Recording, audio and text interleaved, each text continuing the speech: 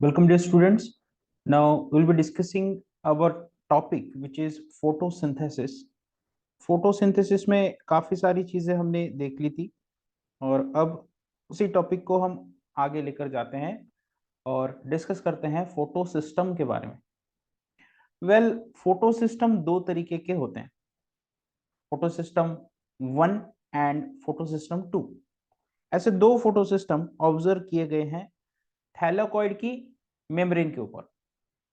तो थैलाकॉइड मतलब कि ये structure, this is a thylakoid. ये थैलाकॉइड एक दूसरे के ऊपर अरेंज होके बनाते हैं ग्राना, और ग्राना एक दूसरे के साथ लैमिले के थ्रू कनेक्टेड रहेंगे।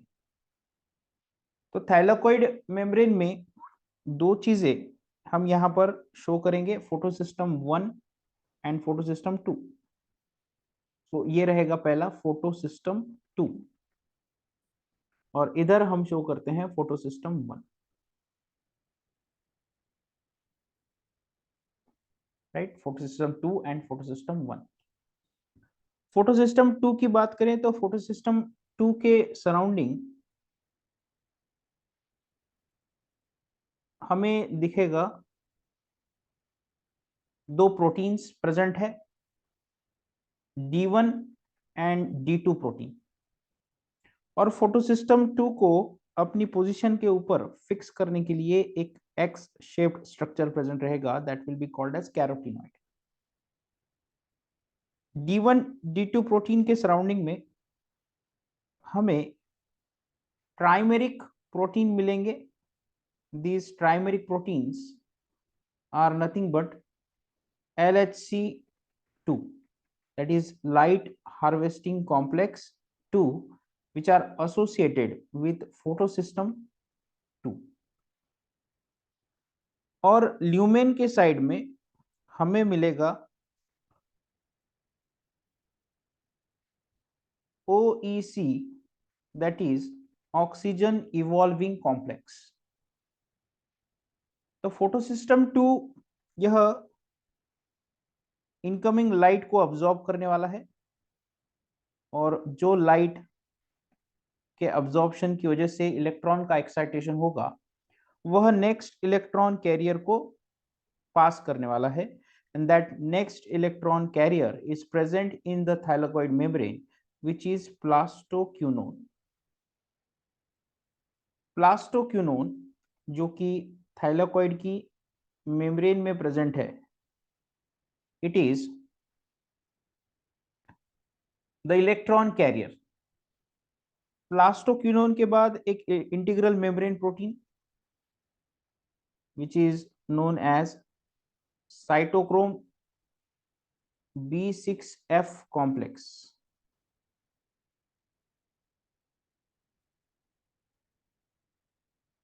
साइटोक्रोम B6F कॉम्प्लेक्स प्रेजेंट रहेगा। नाउ नेक्स्ट इलेक्ट्रॉन कैरियर है plastocyanin. Plastocyanin is present in stroma, sorry lumen, thylakoid lumen। This is thylakoid lumen and this is stroma. ठीक है, तो ल्यूमेन में प्रेजेंट रहेगा plastocyanin, और फिर प्लास्टोसाइनिन के बाद अगेन आता है फोटोसिस्टम 1। जैसे फोटोसिस्टम 2 D1 D2 प्रोटीन से सराउंडेड है, उसी तरह फोटोसिस्टम 1 भी कुछ प्रोटीन से सराउंडेड रहेगा, and these proteins will be PSAA and PSAB protein, and LHC2 will surround these PSAA and PSAB protein। LHC2 ये ट्राइमेरिक था और LHC1 डाइमेरिक रहेगा, इसलिए हमने दो सबयूनिट शो किए। तो जस्ट लाइक PS2 PS1 भी कैरोटीनॉइड से एक जगह फिक्स किया जाएगा, एक्स शेप स्ट्रक्चर बनाएंगे कैरोटीनॉइड, जिसकी वजह से वह एक जगह फिक्स किया जाएगा। फिर जो इलेक्ट्रॉन है वह दिए जाते हैं फेराडॉक्सिन के पास। This is फेराडॉक्सिन। फेराडॉक्सिन से इलेक्ट्रॉन अब दिए जाएंगे फेराडॉक्सिन NADP रिडक्टेज को।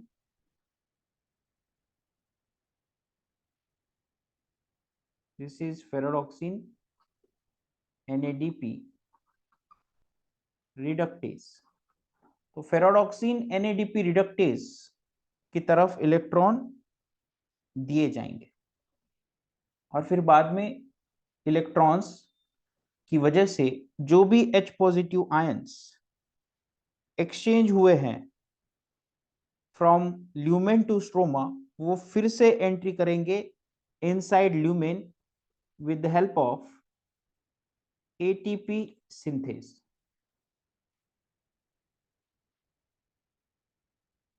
यहां पर हम ATP सिंथेस को शो करेंगे।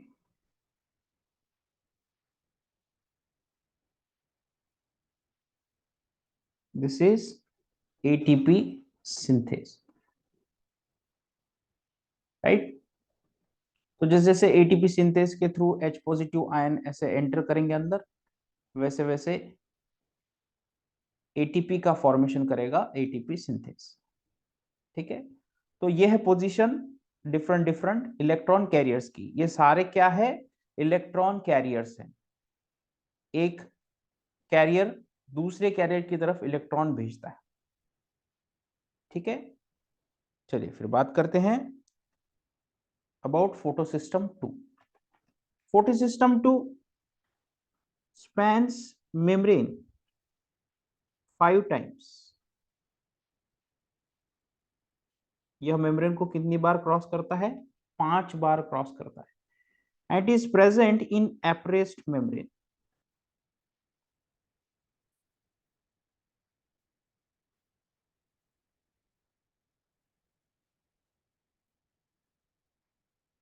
एप्रेस्ड मेम्ब्रेन में यह, या we can say appressed region में प्रेजेंट रहेगा। एप्रेस्ड रीजन मतलब कि वो रीजन जहां पर दो थैलेकॉइड कांटेक्ट में है। और PS2 it is a part of quantasome. Quantasome structure जो आगे जाकर हम देख रहे हैं उसका पार्ट रहता है PS2। क्वांटाजोम के सेंटर में PS2 भी प्रेजेंट रह सकता है, PS1 भी प्रेजेंट रह सकता है। फिर बात करते हैं कैरोटिनॉइड्स की।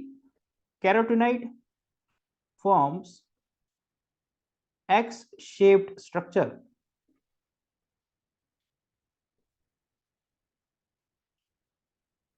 and it fixes photosystem in the thylakoid membrane। Thylakoid membrane में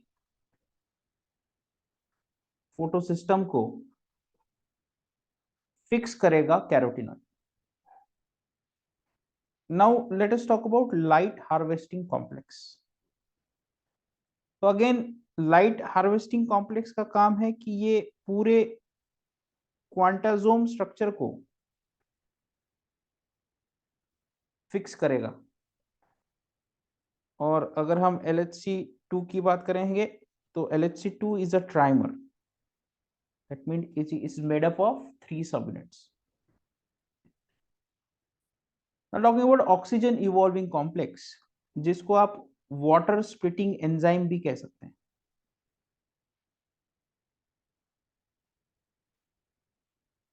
water splitting enzyme which is present just beneath D1 and D2 protein. It is present just beneath D1 and D2 protein.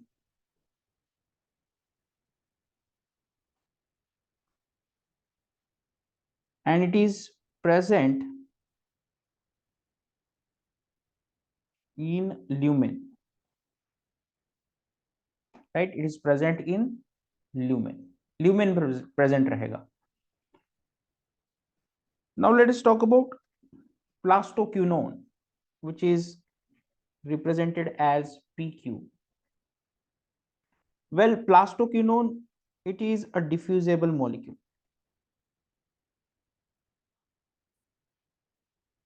और इसकी location क्या है? थैलाकोइड membrane. तो अगर ये थैलाकोइड की membrane में डिफ्यूज हो रहा है, मतलब कि इसका हाइड्रोफोबिक नेचर होना चाहिए। It must be having hydrophobic nature, क्योंकि इसकी लोकेशन है थैलाकोइड की मेम्ब्रेन। देन हम बात करते हैं साइटोक्रोम B6F की। साइटोक्रोम B6F ये एक इंटीग्रल प्रोटीन है। इंटीग्रल प्रोटीन, ये ऐसे प्रोटीन रहेंगे जो अपनी जगह कभी छोड़ते नहीं, मतलब कि ये इमोबाइल नेचर के रहते हैं। और cytochrome B6F since integral protein है, तो ये प्लाज्मा मेम्ब्रेन को through out the length cross करेगा। तो हम ऐसा कंसीडर कर सकते हैं कि फोटोसिस्टम 1 और 2 को सेपरेट करने का काम कर रहा है साइटोक्रोम B6F। फिर बात आती है प्लास्टोसाइनिन की, जिसको हमने PC से रिप्रेजेंट किया है। Plastocyanin again it is an diffusible molecule, लेकिन इसकी जो पोजीशन है वो है ल्यूमेन। और lumen which is made up of water, it must be having hydrophilic environment. तो प्लास्टोसाइनिन ऐसा मॉलिक्यूल है जो हाइड्रोफिलिक नेचर का रहना चाहिए। Sorry, yes right, hydrophilic nature, right. Then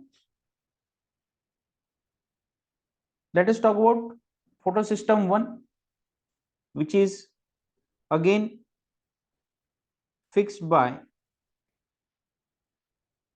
carotenoid.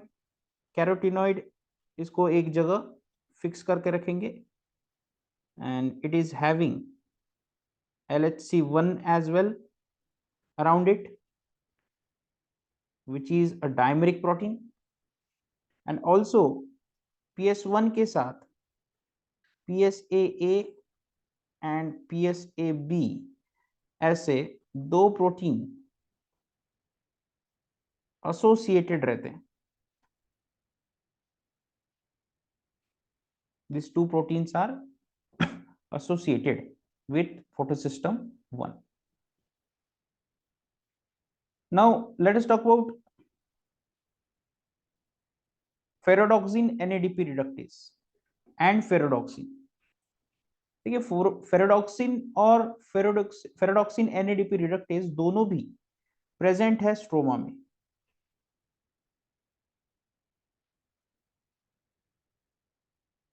ठीक है, दोनों भी प्रेजेंट है स्ट्रोमा में। और इनका फंक्शन क्या है, ये हम नॉन साइक्लिक लाइट रिएक्शन में देखेंगे। बात करते हैं एटीपी सिंथेस की, जिसका मेन काम है एटीपी का फॉर्मेशन। और याद रखना, इसका हेड स्ट्रोमा में प्रेजेंट है।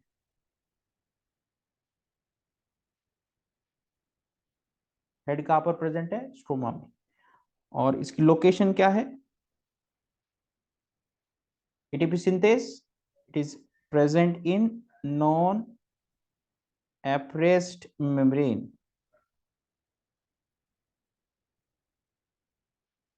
Non-appressed membrane में यह present रहेगा, right?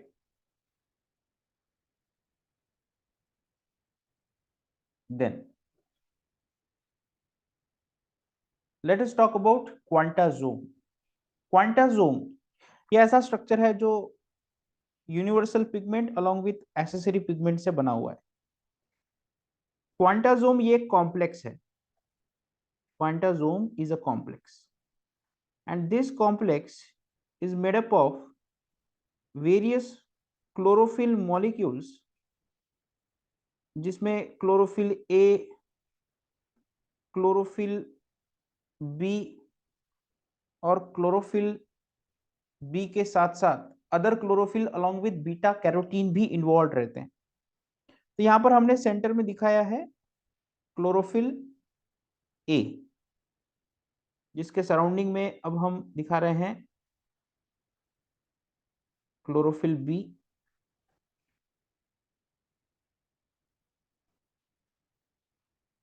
और इसके सराउंडिंग में हम दिखाएंगे बीटा कैरोटीन को।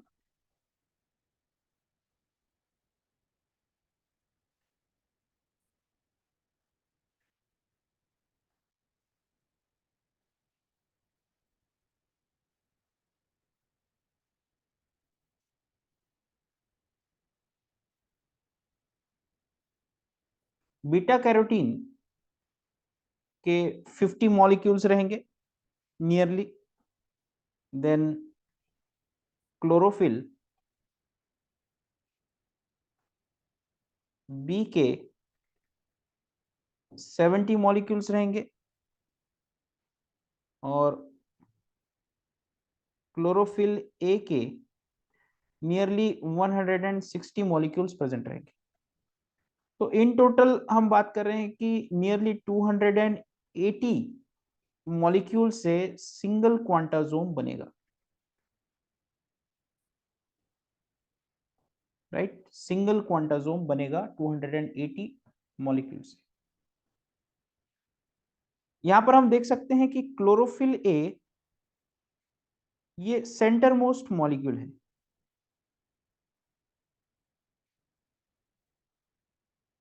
It is the centre most molecule, और इसे हम यूनिवर्सल पिगमेंट भी कहते हैं। यूनिवर्सल पिगमेंट इसलिए बिकॉज ये साइनोबैक्टीरिया से लेकर सारे प्लांट्स में प्रेजेंट रहेगा। क्लोरोफिल ए के अंदर प्रेजेंट रहता है रिएक्शन सेंटर,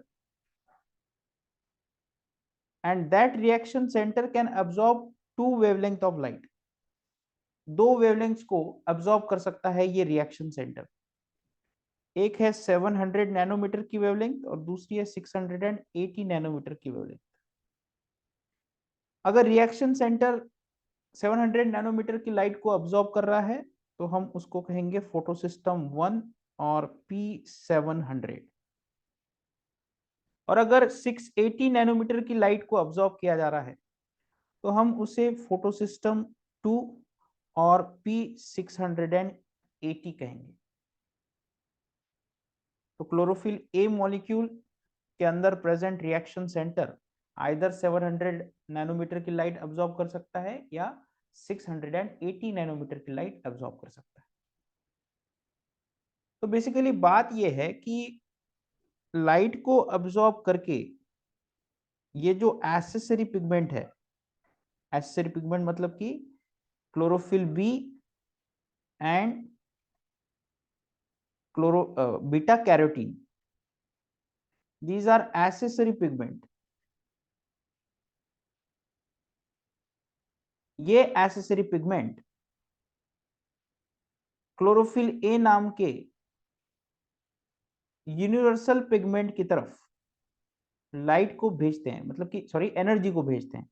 मतलब कि इन शॉर्ट ऐसी कुछ एनर्जी सेंटर की तरफ जाने वाली है, पास होने वाली है, ठीक है, ऐसा कुछ। तो फिर सबसे ज्यादा वेवलेंथ की लाइट, सॉरी सबसे कम वेवलेंथ की लाइट और सबसे हाई एनर्जी की लाइट कौन रिसीव करेगा? कैरोटीन रिसीव करेगा, क्योंकि बीटा कैरोटीन सबसे बाहर है। फिर बीटा कैरोटीन वो एनर्जी ट्रांसफर करेगा क्लोरोफिल बी को, फिर क्लोरोफिल बी क्लोरोफिल ए को, और क्लोरोफिल ए के अंदर सपोज अब P680 रिएक्शन सेंटर प्रेजेंट है। तो जैसे जैसे ये एनर्जी ली जाएगी वैसे वैसे एक्साइटेशन होगा। कैरोटीनॉइड ने पहले, या बीटा कैरोटीन ले लो या कैरोटीनॉइड कह लो, एक ही बात है। तो कैरोटीनॉइड्स ने पहले एब्जॉर्ब की लाइट को, एब्जॉर्ब किया तो वो एक्साइटेड स्टेट में चला गया, फिर उसने क्लोरोफिल बी को एनर्जी दी, राइट।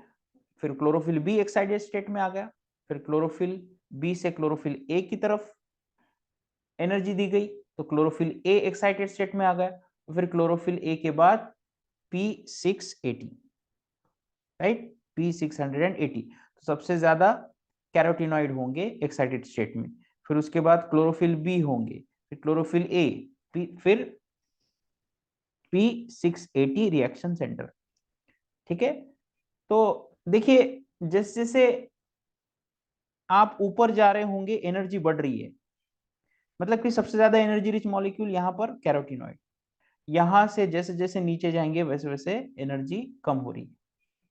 ठीक है, तो P680 आने तक एनर्जी लॉस्ट होती है एज हीट। ठीक है, इसने एक्साइट किया, ट्रांसफर किया, ये एक्साइट हुआ, ट्रांसफर किया, ये एक्साइट हुआ, ट्रांसफर किया। तो एक्साइटेशन ट्रांसफर होने के वक्त एनर्जी को हीट के फॉर्म में लॉस किया जाएगा, और P680 के बाद जो रिएक्शन सेंटर से एक्साइटेड स्टेट में एनर्जी रिलीज होगी वो स्टोर की जाएगी, मतलब कि फिर वहां से लाइट रिएक्शन शुरू हो जाएगी। ठीक है, तो ये ग्राफ आपने एक बार निकाल लेना। ग्राफ समझ में आया सबको?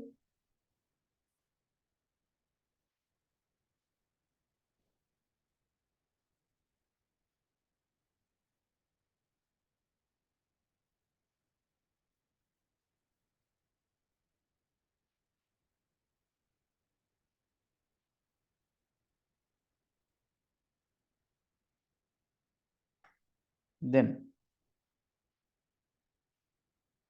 Late us talk about photolysis of water. हमने ये कहा था कि प्लांट से जो ऑक्सीजन आता है इट कम्स फ्रॉम वाटर, और वाटर को कैसे स्प्लिट किया जाता है वही अब हमको देखना है। तो वाटर की स्प्लिटिंग के लिए जो एंजाइम रिस्पॉन्सिबल है it is known as water splitting enzyme,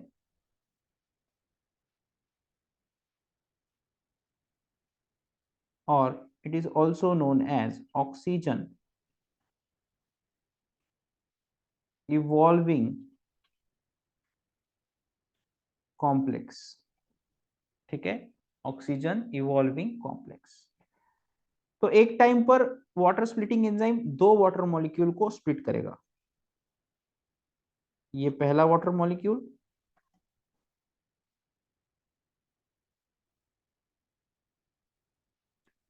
ये दूसरा water molecule, H positive H positive, electron electron, और ये एटॉमिक ऑक्सीजन। देखिए दो H पॉजिटिव आयंस अगर रिलीज हो रहे हैं तो उसके अंदर प्रेजेंट दो इलेक्ट्रॉन्स भी रिलीज होंगे। तो ये positive charge negative charge neutral रहेगा, मतलब कि एक दूसरे को न्यूट्रल करेगा। तो कभी भी आप प्रोटॉन का रिमूवल कर रहे हो तो उसके साथ साथ इलेक्ट्रॉन भी रिमूव होते हैं, तो जितने प्रोटॉन रिमूव होंगे उतने ही इलेक्ट्रॉन रिमूव होंगे। और एटॉमिक ऑक्सीजन मतलब कि ये अकेला, अब वो एटॉमिक ऑक्सीजन है, आगे जाकर ये मॉलिक्यूलर ऑक्सीजन होगा, और तब जाकर वह स्टेबल हो जाएगा और बाद में इवॉल्व होगा, प्लांट के बॉडी के बाहर जाएगा। तो उसी तरह इस वाटर के प्रोडक्ट हमको दिख सकते हैं, एटॉमिक ऑक्सीजन होगा, राइट, दो इलेक्ट्रॉन होंगे और दो H पॉजिटिव आयंस होंगे। तो ये दो एटॉमिक ऑक्सीजन अब मिलके मॉलिक्यूलर ऑक्सीजन प्रोड्यूस होगा, जो कि बाद में इवॉल्व हो जाएगा, प्लांट से बाहर आ जाएगा। अब हम ये कह रहे हैं कि इलेक्ट्रॉन कैरियर्स के थ्रू इलेक्ट्रॉन को भगाया जाएगा, और वो इलेक्ट्रॉन्स आ रहे हैं वाटर मॉलिक्यूल से। ठीक है, इलेक्ट्रॉन्स फॉर लाइट रिएक्शन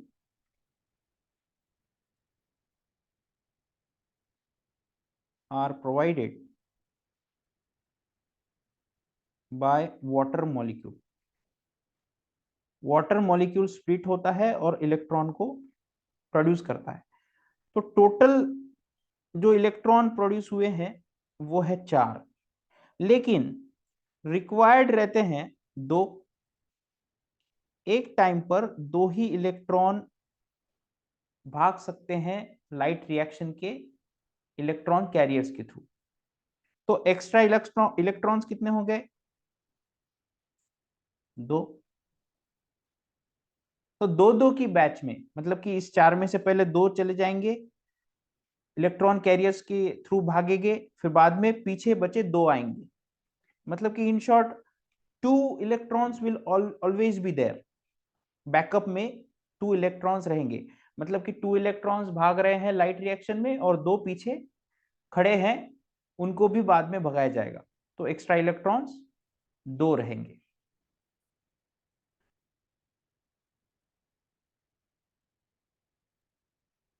अब एक बात समझिए कि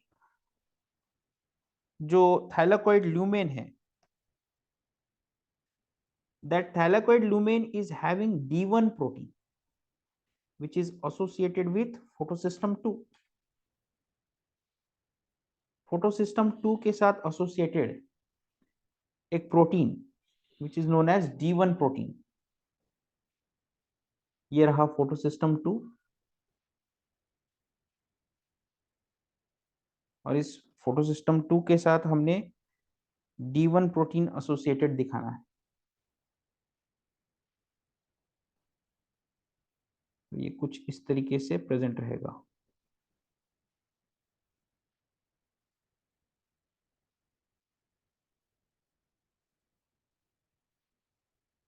राइट, तो ये रहा एन टर्मिनस, ये रहा उसका C terminus, and this is D1 protein. Right, this is D1 protein.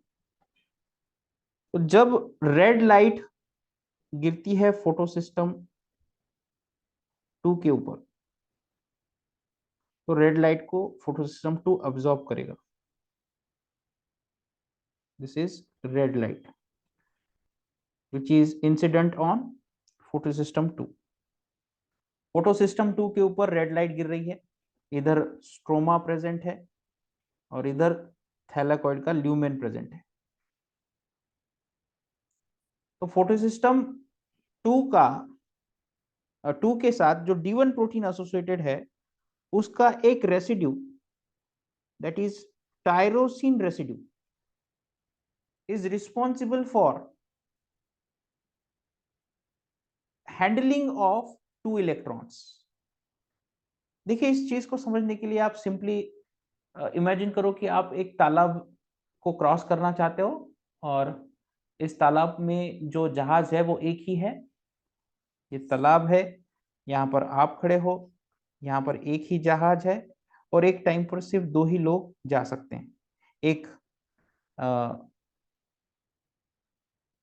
चलाने वाला और एक बैठने वाला। तो ये इस साइड में जाएगी बोट, दो लोगों को छोड़ देगी, ऐसा सब इमेजिन करो, और ये फिर से आ जाएगी। ठीक है, मतलब कि ये एक फेरी बोट है। फेरी बोट मतलब कि जो एक किनारे से दूसरे किनारे तक लेकर जा रही है और वापस आ रही है। तो ऐसे केस में दो दो की बैच में आगे जाएंगे इलेक्ट्रॉन, मतलब कि 2+2 के फैशन में इलेक्ट्रॉन आगे जाने वाले। 2 इलेक्ट्रॉन प्लस 2 इलेक्ट्रॉन। तो ये जो टायरोसिन रेसिड्यू है, वह फेरी बोट की तरह काम करता है। वह फेरी बोट की तरह काम करता है।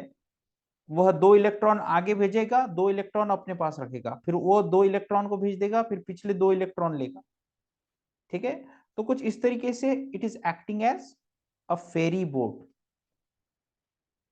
तो ये रहे 4 इलेक्ट्रॉन जो आए हैं वाटर की स्प्लिटिंग से, 4H positive plus 4 electron plus molecular O2 जो कि इवॉल्व हो चुका है।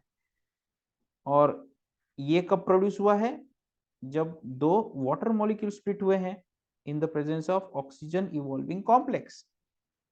तो ऑक्सीजन इवॉल्विंग कॉम्प्लेक्स ने दो वाटर मॉलिक्यूल को स्प्लिट करके 4H positive plus 4 electron produce हुए हैं, जिसमें से दो आगे जाएंगे, दो पीछे रहेंगे, और दो दो की बैच में अब टायरोसिन रेसिड्यू की तरफ वो इलेक्ट्रॉन जाएंगे, और फिर बाद में टायरोसिन रेसिड्यू से PS2 की तरफ जाएंगे। ठीक है, तो इलेक्ट्रॉन पहले टायरोसिन रेसिड्यू के ऊपर जाएंगे D1 प्रोटीन के, फिर D1 प्रोटीन से फिर बाद में PS2 की तरफ जाएंगे वो इलेक्ट्रॉन, फिर PS2 में 2 इलेक्ट्रॉन आने के बाद PS2 रेड लाइट एब्जॉर्ब करेगा और वो 2 इलेक्ट्रॉन को एक्साइट करा के अब आगे इलेक्ट्रॉन कैरियर की तरफ भेजेगा। फॉर एग्जांपल फियोफाइटिन नाम का कोई तो भी आगे जाकर एक इलेक्ट्रॉन कैरियर है जो इन 2 इलेक्ट्रॉन को जो फोटोसिस्टम 2 से आ रहे हैं उनको एक्सेप्ट करेगा और वो भी अपने पास नहीं रहेगा, वो किसी दूसरे आगे वाले इलेक्ट्रॉन कैरियर की तरफ भेजेगा। ठीक है, you can write down here that tyrosine residue of D1 protein acts as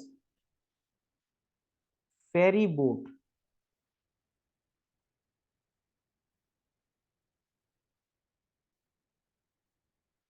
therefore it is called as tyrosine Z।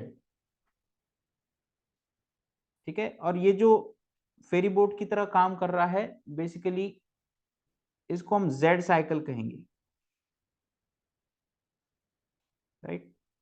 Z cycle कहेंगे मतलब कि दो दो की बैच में इलेक्ट्रॉन आगे जा रहा है और वो इलेक्ट्रॉन आगे जाकर जेड साइकिल में पार्टिसिपेट करने वाले हैं। तो आप ऐसा भी लिख सकते हो that will be used in Z cycle. उसको जेड साइकिल नहीं कहेंगे, वो यूज किए जाएंगे, टायरोसिन रेसिड्यू यूज किया जाएगा जेड साइकिल में, इसलिए उसको टायरोसिन जेड भी कहा जाता है।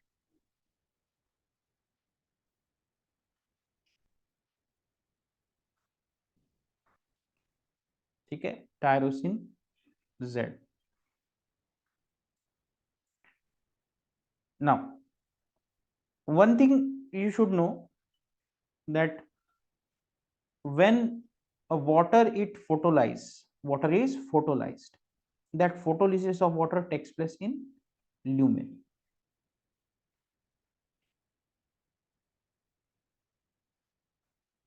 photolysis of water takes place in lumen। lumen के अंदर फोटोलिसिस ऑफ वाटर होगा और इस ऑक्सीजन इवॉल्विंग कॉम्प्लेक्स के सेंटर में या इसके अंदर प्रेजेंट रहेगा मैग्नीज। ये बड़ा इंपॉर्टेंट है, इसके ऊपर क्वेश्चन आ चुका है। मैग्नीज प्रेजेंट रहेगा जो कि एक कोफैक्टर की तरह काम करेगा, क्योंकि हर एक एंजाइम के लिए साइड किक मतलब कि साइड हीरो लगता है जिसे हम कोफैक्टर कहते हैं। तो मैग्नीज एज अ कोफैक्टर यहाँ पर यूज होगा।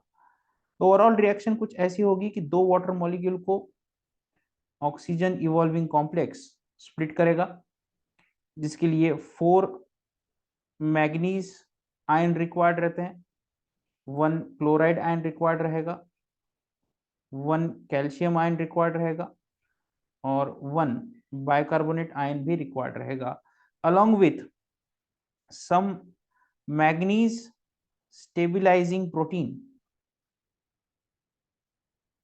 जिनको हमने ऑलरेडी डिस्कस किया है एज PS, सॉरी पहले डिस्कस नहीं किया है, वो PSA थे, ये PSBP है और PSBQ है।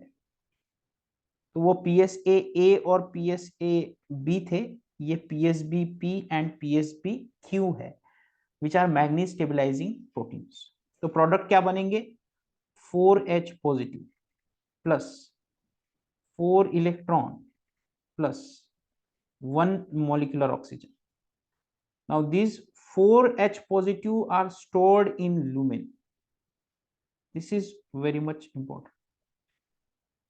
ठीक है, 4H पॉजिटिव को कहां पर स्टोर किया जाएगा, ल्यूमेन में स्टोर किया जाएगा। मतलब कि यहां पर जो वाटर स्प्लिट हुआ है, यहां पर जो वाटर स्प्लिट हुआ है उसकी वजह से जो 4H पॉजिटिव आयन बने हैं वो ल्यूमेन में स्टोर हो रहे हैं कुछ इस तरीके से। ठीक है, ल्यूमेन में स्टोर हो रहे हैं और ल्यूमेन में स्टोर होने के बाद में उसको स्ट्रोमा की तरफ भी भेजा जाएगा। ठीक है, तो ल्यूमेन के अंदर बहुत हाई कॉन्सेंट्रेशन में प्रेजेंट रहेंगे H पॉजिटिव आयन, तो वो एक प्रोटॉन ग्रेडियंट प्रोड्यूस करते हैं।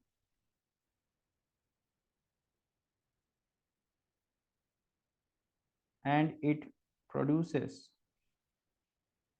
Proton gradient. ठीक है, प्रोटॉन ग्रेडियंट। अब जैसे ही लाइट गिरेगी, प्रोटॉन थाइलाकॉइड ल्यूमेन से स्ट्रोमा की तरफ जाएगा। ये बात आप समझिए कि H पॉजिटिव आयन कहां पर प्रेजेंट है, ज्यादा से ज्यादा प्रेजेंट है वो ल्यूमेन में। सपोज ये थाइलाकॉइड मेम्ब्रेन है,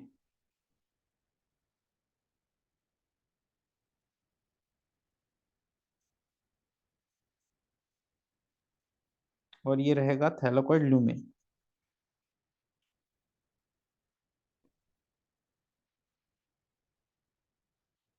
ठीक है, तो यहां पर बहुत ज्यादा H पॉजिटिव आयन का कॉन्सेंट्रेशन प्रेजेंट है, और बाहर प्रेजेंट है स्ट्रोमा के अंदर मैग्नीज का कॉन्सेंट्रेशन, सॉरी मैग्नीज नहीं, मैग्नीशियम का कॉन्सेंट्रेशन Mg डाइपॉजिटिव।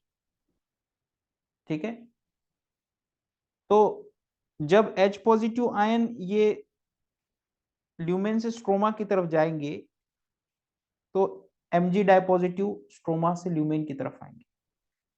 मतलब कि अगर 5 H पॉजिटिव आयन बाहर गए तो 5 Mg डाइपॉजिटिव अंदर की तरफ आएंगे। और ये तभी होगा जब यहां पर लाइट गिरेगी। ठीक है, जब लाइट गिरेगी तभी जाकर ऐसी चीजें होगी। So upon illumination, illumination that means light देना, upon illumination of light, movement of proton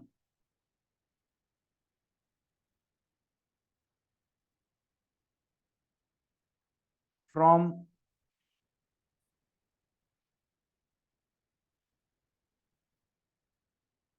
thylakoid lumen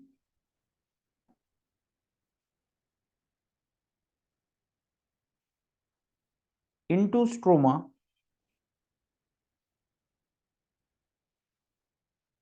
is coupled with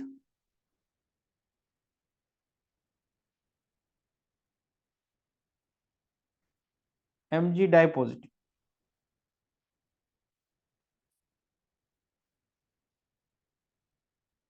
ठीक है, Mg डाइपॉजिटिव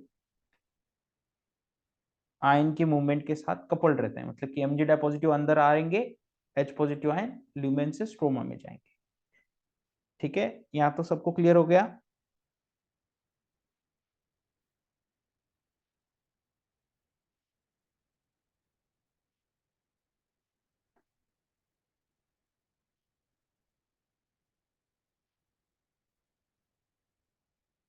then now what is the mechanism of splitting of water. तो इस मैकेनिज्म को हम 5 step S stage process कह सकते हैं, या इसको सिंपली हम कॉक थ्योरी कह सकते हैं।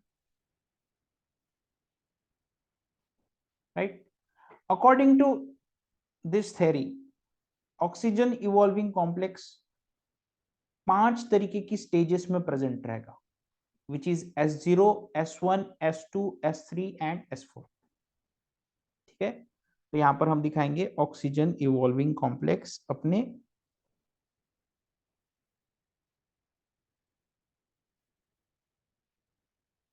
S0 स्टेज में। Right, S0 stage is a ground state, मतलब कि बिल्कुल भी एक्साइटेशन इसमें प्रेजेंट नहीं रहेगा, और यही S0 स्टेज एक्सेप्ट करता है वाटर मॉलिक्यूल को। राइट, वाटर मॉलिक्यूल को यह एक्सेप्ट करेगा।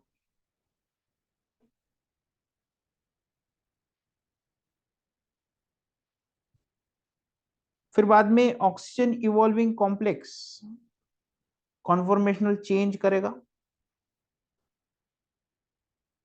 और कॉन्फॉर्मेशनल चेंज करने के लिए उसको लगते हैं 2 photons. There is requirement of 2 photons.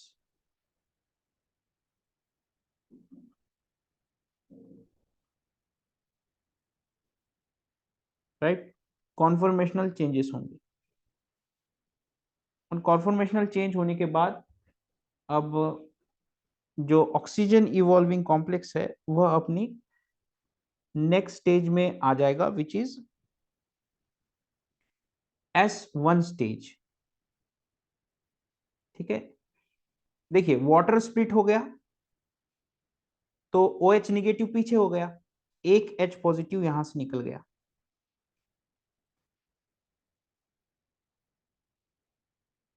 देखिए यहां पर हम ऐसा भी लिख सकते हैं H बॉन्ड OH, तो ये H निकल गया यहां पर, और पीछे बचा कौन, OH निगेटिव, तो ये होगी S1 stage. This will B S1 stage. पहले थी S0 स्टेज, अब आ गई S1 स्टेज, जिसमें OH निगेटिव एसोसिएटेड है ऑक्सीजन इवॉल्विंग कॉम्प्लेक्स के साथ, और अगर एक H पॉजिटिव आयन गया है तो एक इलेक्ट्रॉन भी रिमूव होगा। राइट, H पॉजिटिव आयन अगर रिमूव हुआ है तो एक इलेक्ट्रॉन भी रिमूव होगा। अब आगे जाकर OH निगेटिव स्प्लिट होता है अगेन। ठीक है, तो यहां पर अगेन 2 photons की रिक्वायरमेंट रहेगी। photons that means these are the pack of energy which are present in light. Light के दो नेचर है, फोटोन नेचर और wave nature.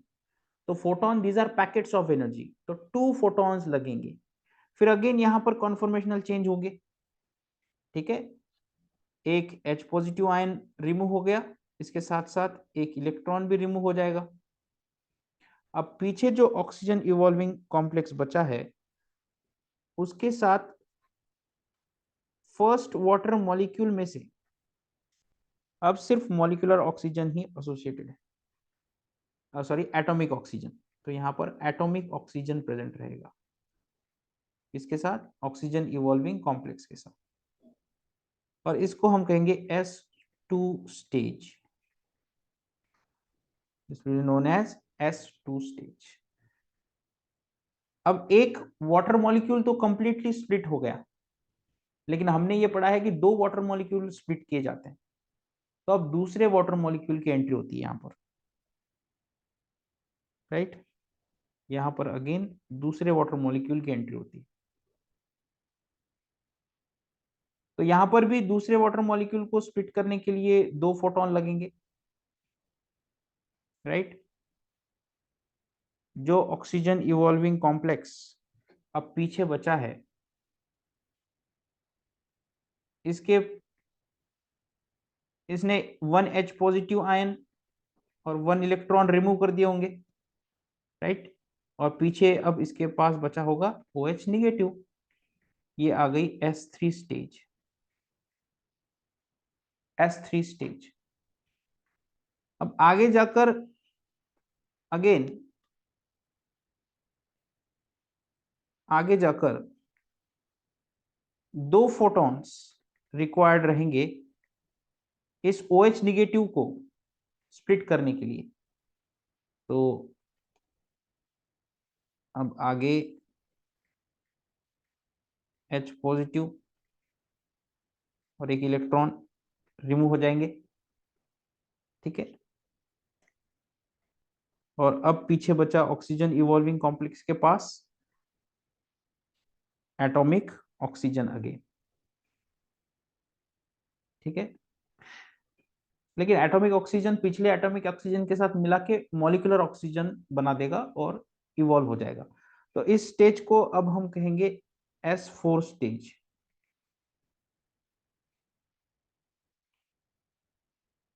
This will be known as S4 stage. ठीक है, जब S4 स्टेज से फिर से S0 स्टेज आएगी, मतलब कि ग्राउंड स्टेज आएगी, तो बेसिकली मॉलिक्यूलर ऑक्सीजन रिमूव हो चुका होगा। ठीक है, मॉलिक्यूलर ऑक्सीजन रिमूव हो चुका होगा। तो हम कुछ पॉइंट्स लिख सकते हैं कि जैसे मॉलिक्यूलर ऑक्सीजन इवॉल्व कब हुआ है।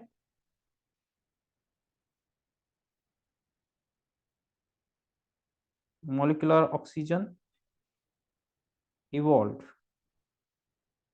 During S4 to S0 stage. एक मॉलिक्यूलर ऑक्सीजन प्रोड्यूस होने के लिए कितने टोटल फोटॉन्स रिक्वायर्ड है, आप देख सकते हैं 2 + 2 + 2 + 2 टोटल 8 फोटॉन्स यूज किए गए हैं for evolution of 1 molecular oxygen.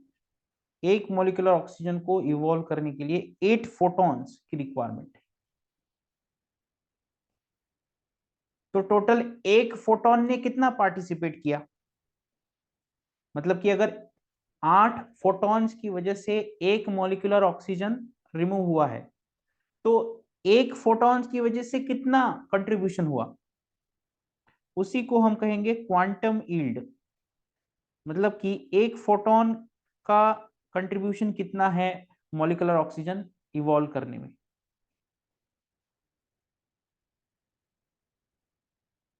How many molecular oxygen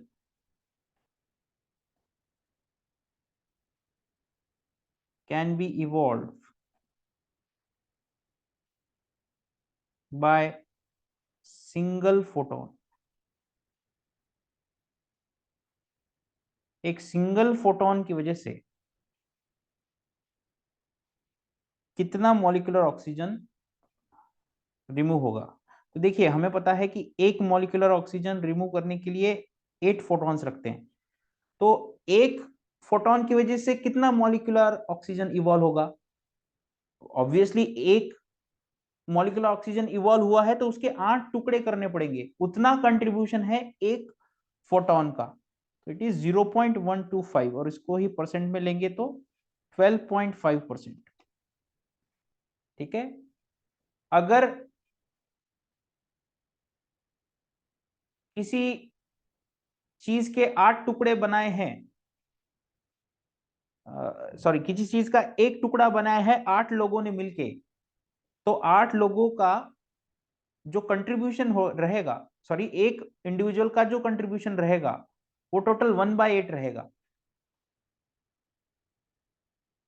ठीक है, तो हमने ये पढ़ा है अभी कि 8 फोटॉन्स मिलके एक मॉलिक्यूलर ऑक्सीजन को इवॉल्व करते हैं, तो एक फोटॉन का कितना कंट्रीब्यूशन है,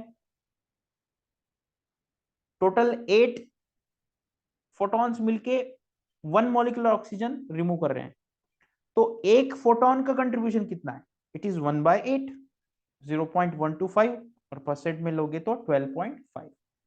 क्लियर।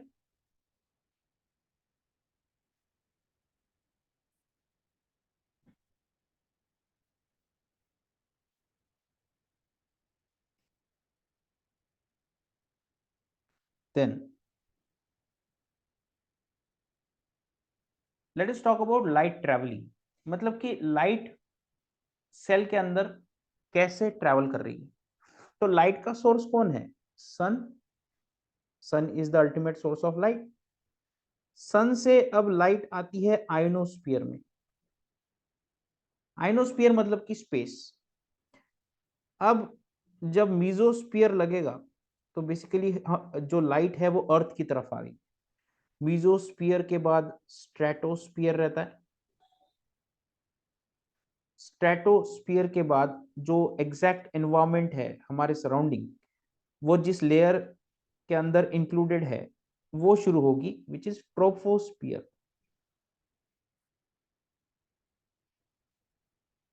अब ट्रोपोस्फियर में लाइट आ चुकी है और ट्रोपोस्फियर में कौन प्रेजेंट है, एनिमल्स प्रेजेंट है, प्लांट्स प्रेजेंट है अर्थ सरफेस के ऊपर, राइट। तो अर्थ सरफेस के ऊपर प्लांट्स प्रेजेंट है तो लाइट अब गिरेगी लीफ सरफेस के ऊपर।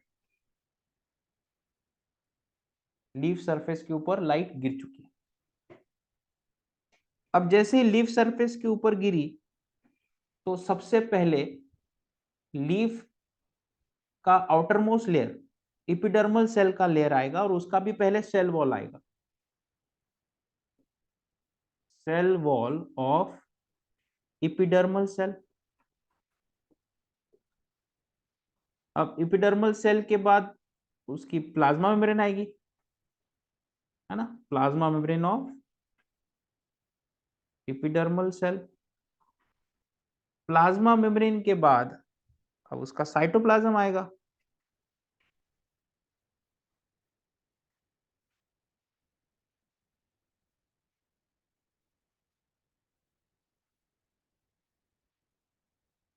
एपिडर्मल सेल के प्लाज्मा मेम्ब्रेन को, साइटोप्लाज्म को क्रॉस करने के बाद अब उस एपिडर्मल लेयर का लोअर साइड आएगा। मतलब कि सपोज ये लीफ है, सपोज इमेजिन करो कि ये लीफ है, तो ये एपिडर्मल सेल है, तो लाइट ऐसी आ रही है ना, इसको ही थोड़ा ऊपर देखेंगे हम, तो देखिए पहले सेल वॉल आई, फिर प्लाज्मा मेम्ब्रेन आई, फिर साइटोप्लाज्म आया, फिर से लोअर साइड आएगा सेल का, राइट। तो कुछ कुछ इसी तरीके से अब हमें आगे इमेजिन करना है, ठीक है। तो अब क्या होगा, लोअर लेवल की जो या लोअर साइड की जो प्लाज्मा मेम्ब्रेन है सेम सेल की वो आएगी, फिर प्लाज्मा मेम्ब्रेन के बाद सेल वॉल आएगी, फिर सेल वॉल के बाद नेक्स्ट सेल लगेगा जिसको मिजोफिल सेल कहेंगे। Plasma membrane of lower side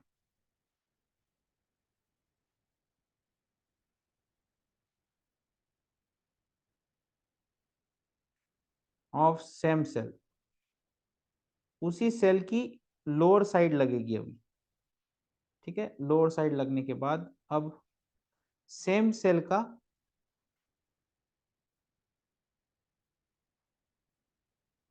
cell wall लगेगा।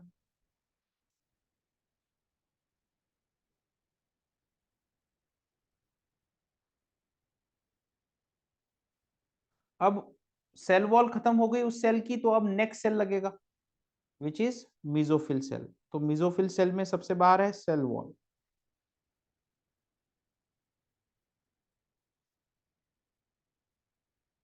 ठीक है। फिर मिजोफिल सेल की सेल वॉल हो गई तो फिर अंदर प्रेजेंट है प्लाज्मा मेम्ब्रेन,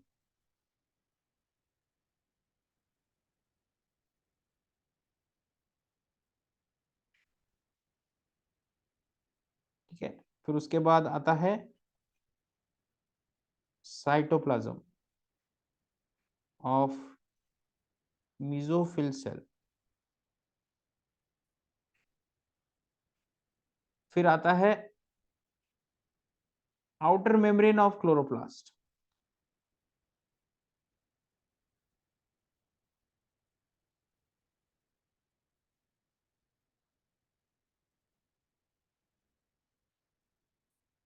ठीक है।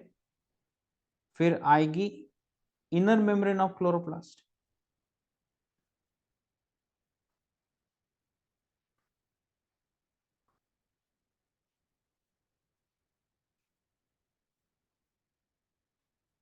ठीक है।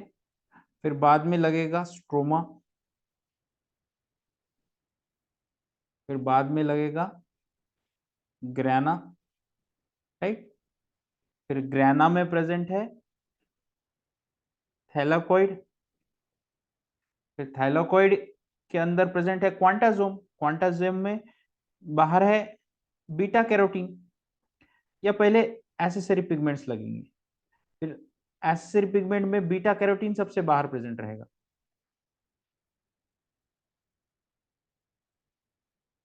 Right, beta carotene. फिर बीटा कैरोटीन के बाद chlorophyll B molecule, chlorophyll B के बाद क्लोरोफिल ए, क्लोरोफिल ए के बाद अब आएगा रिएक्शन सेंटर,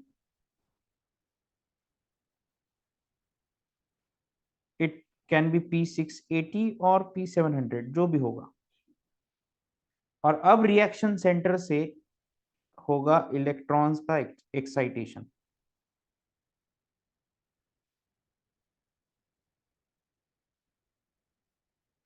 और ये इलेक्ट्रॉन एक्साइट होके अब कहां पर भेजे जाएंगे? इलेक्ट्रॉन कैरियर्स की तरफ। ठीक है, तो कुछ इस तरीके से सन से लेकर रिएक्शन सेंटर तक हमने लाइट का ट्रैवलिंग समझ लिया है। जैसे इलेक्ट्रॉन एक्साइट हो जाएंगे, फोटोसिंथेसिस स्टार्ट हो जाएगा।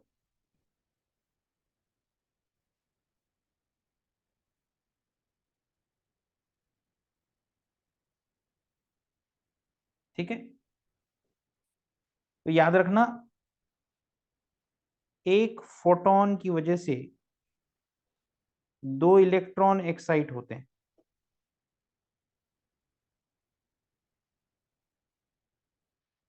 ठीक है, एक फोटोन की वजह से दो इलेक्ट्रॉन एक्साइट होते हैं। और हमने ये भी देखा है कि इलेक्ट्रॉन कैरियर्स एक टाइम पर दो दो इलेक्ट्रॉन्स ही आगे भेज सकते हैं।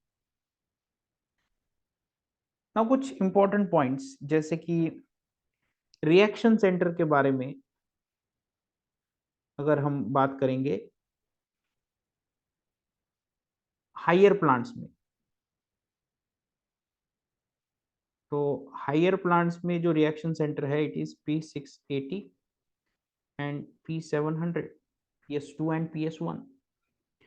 अगर हम ब्लू ग्रीन एल्गी की बात करें तो again P680 and P700 present रहेंगे। अगर पर्पल सल्फर बैक्टीरिया की बात करें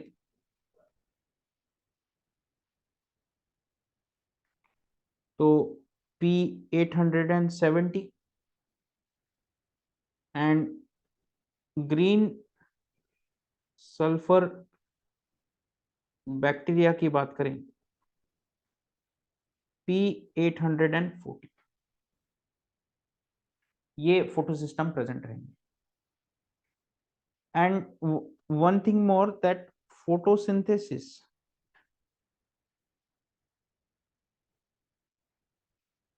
by photosystem 1 is more ancestral। इसका मीनिंग ये है कि जब पहली बार फोटोसिंथेसिस कराया गया तो वहां पर फोटोसिस्टम 1 प्रेजेंट था सिर्फ। बाद में इवोल्यूशनरी टाइम स्केल में देखा जाए तो फिर फोटोसिस्टम 2 इवॉल्व हुआ है। तो पहले फोटोसिस्टम 1 आया, फिर बाद में फोटोसिस्टम 2 आया। Clear?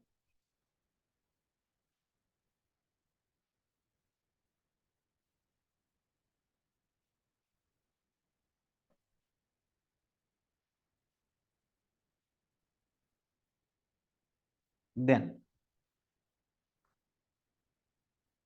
let us talk about the photosynthesis again, that photosynthesis involves two reaction। एक है लाइट रिएक्शन और दूसरी है डार्क रिएक्शन। हालांकि डार्क रिएक्शन ये एक मिसनोमर है, it is also carried out in light condition.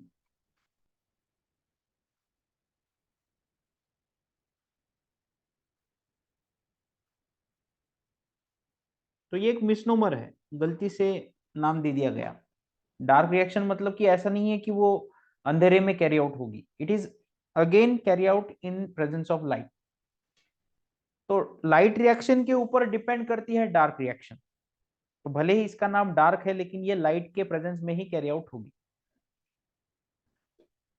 तो हमने ये देखा है कि क्लोरोफिल एब्जॉर्ब करेगा लाइट को, राइट? क्लोरोफिल एब्जॉर्ब करेगा लाइट को, और क्लोरोफिल यह वाटर को स्प्लिट करता है, ऑक्सीजन को रिमूव करता है।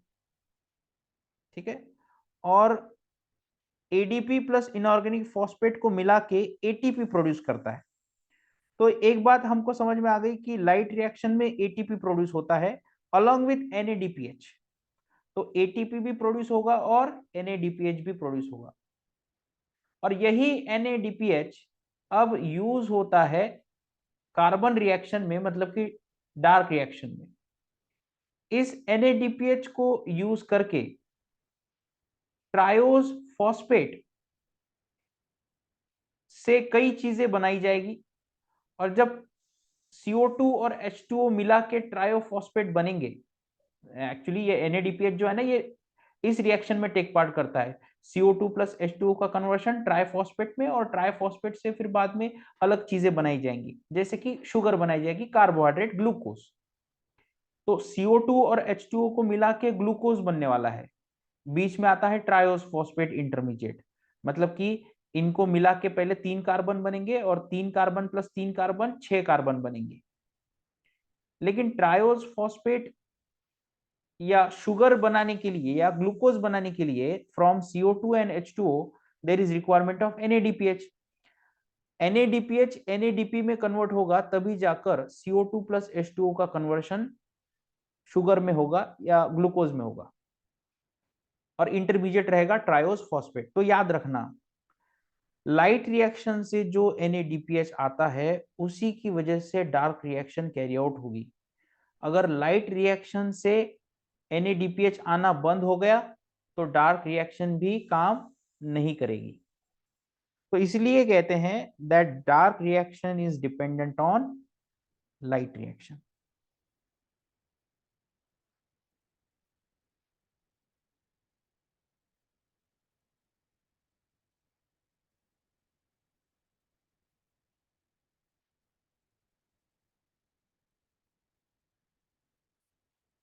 Right, dark reaction is dependent on light reaction. तो किसके लिए डिपेंड रहता है? NADPH के लिए, याद रखना। इसी NADPH को यूज करके बाद में कैरी आउट की जाएगी डार्क रिएक्शन। और ये NADPH कहां से आ रहा है, किसमें प्रोड्यूस हो रहा है? Light reaction. आई बात समझ में?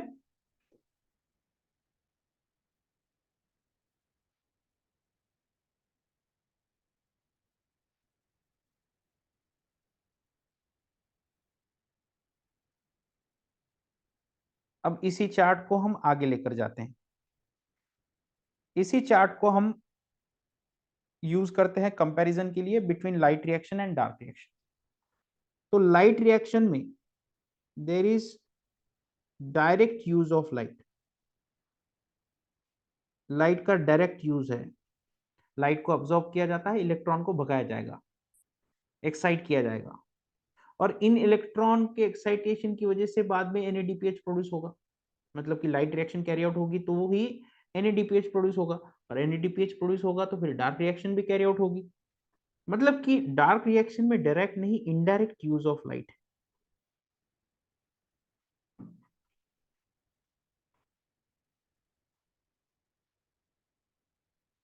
Then light reaction occurs in presence of light।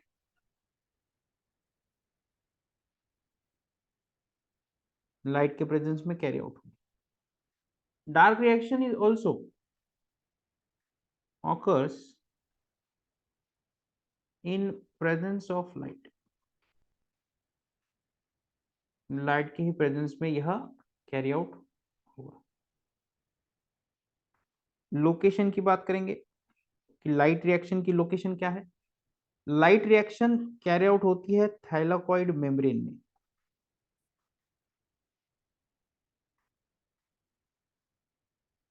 और डार्क रिएक्शन की लोकेशन की बात करें तो ये कैरी आउट होता है स्ट्रोमा में।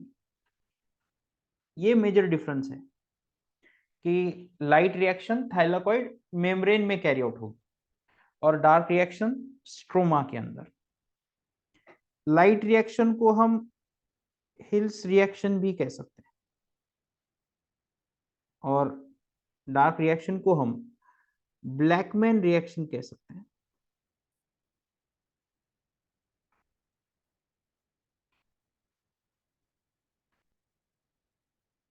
लाइट रिएक्शन में फोटोसिस्टम 2 एंड फोटोसिस्टम 1 इन्वॉल्व रहेंगे।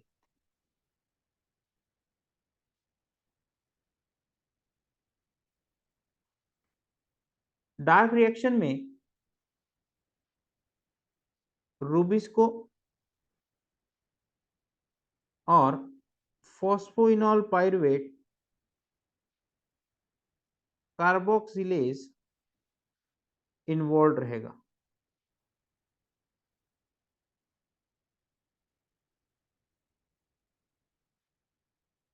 लाइट रिएक्शन में एटीपी एंड एनएडीपीएच प्रोड्यूस होते हैं।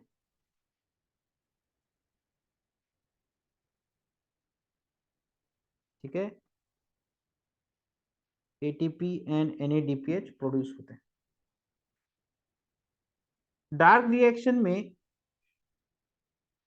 लाइट रिएक्शन के अंदर जो एटीपी और एनएडीपीएच प्रोड्यूस हुए हैं उनको कंज्यूम किया जाता है। ATP and NADPH formed in light reaction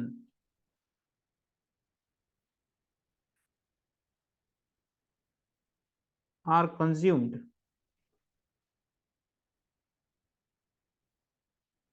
in dark reaction।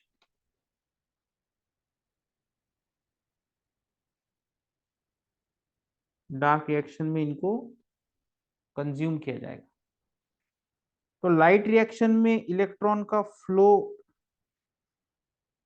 होता है क्योंकि इलेक्ट्रॉन को इलेक्ट्रॉन कैरियर्स के थ्रू भगाया जाएगा।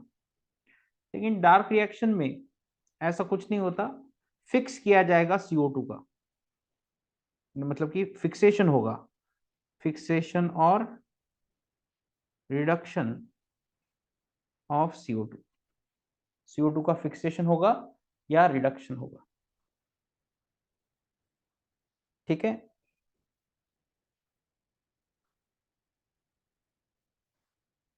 तो ये है difference between light reaction and dark reaction. यहां तक सबको क्लियर हो गया?